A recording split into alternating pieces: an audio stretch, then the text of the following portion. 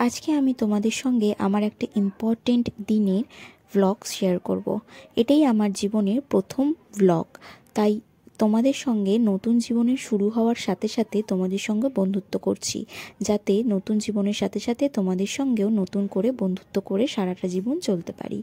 এই হলো আমার আজকের নতুন দিন। বুঝতেই পারছো, নতুন দিন বলছি যখন, নতুন জীবন বলছি যখন, তাহলে এই আজকের দিনটা হলো আমার আইবুড়ো ভাতের দিন। দেখো এরা সবাই নাচানাচি করছে, আর আমার একদম আলতা পরতে পছন্দ হয় না। সেই ছোটোবেলায় একদিন পড়েছিলাম, তাতে খুব আঁকা বাঁকা হয়ে গিয়েছিল, বাজে হয়ে গিয়েছিল বলে তারপর থেকে আর কখনোই আলতা পরতে চাইতাম না। কিন্তু আজকের স্পেশাল দিনটাতে আলতা পরাটাও খুব জরুরি, এটা মায়ের হুকুম। তো মায়ের হুকুম যখন মানতে তো হবেই। এইখানে আমি দেখাচ্ছি হচ্ছে বনি আজকে আঁকাতে থার্ড হয়েছে, এই মেডেলটা ও নিয়ে এসেছে। খুব ভালো আঁকেও। আর দেখো আমার পায়ের আলতাটাও ওই পরিয়ে দিচ্ছে। ওই জোর করে বলল, দিদি চলো আমি তোমাকে তুমি যেমন বলছো তেমন করে পরিয়ে দেবো, কোনো আঁকা বাঁকা হবে না, দেখবে ভালো হবে। তাই ওর উপর বিশ্বাস করেই আলতাটা পরে ফেললাম। সত্যিও আলতাটা ভালো করেই পরিয়েছিল আমাকে। তারপরে ভালো করে নতুন শাড়ি পরে চলে গেলাম মায়ের কাছে, মা কালীর কাছে। দেখো আশীর্বাদের জন্য, যাতে তোমাদের সঙ্গে আর আমার নতুন সংসার জীবনে যাতে আমি ভালো করে চলতে পারি, যেন ভগবান আমাকে আশীর্বাদ করেন, যেন আমি সবটা গুছিয়ে করতে পারি।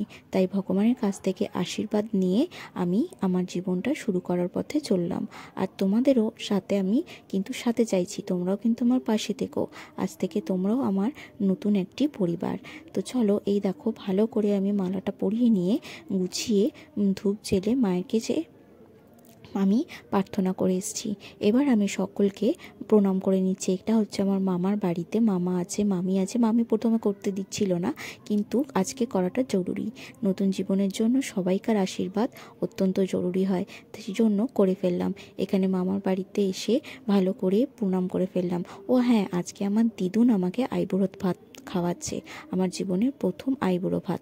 দেখো দিদুই দিচ্ছে, প্রথমে মামার বাড়ি থেকেই খেতে হয়, সেই জন্য সবার আগে মামার বাড়ি থেকেই দিচ্ছে।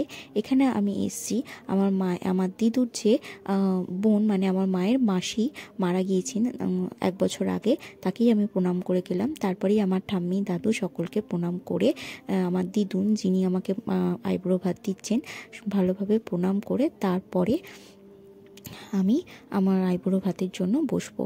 এই যে এখানে প্রাণ খুলে ওরা আশীর্বাদ করে দিল আমাকে, ভালো করে সংসার করো, এই করো ওই করো।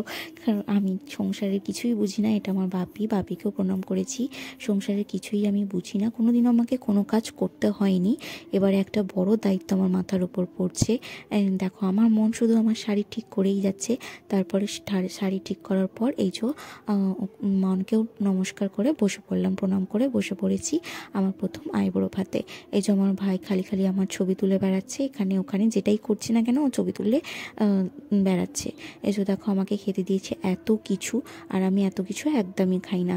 ভাত দিয়েছে এত, যেন মনে হচ্ছে আমি 2 দিন ধরে খাবো। আর সত্যি আমি সমস্ত খাবার 2 দিন ধরেই খেয়েছি। আর দেখো এখানে সবাই আছে, এই বনিরা আছে। একটা ছোটোখাটো পিকনিকের মতো হয়ে গিয়েছিল, বেশ ভালো লাগছিল। আর মনের অনুভূতিগুলো বেশ অন্যরকম লাগছিল। জীবনের প্রথম পথ চলা শুরু হচ্ছে, নতুন সংসার জীবন।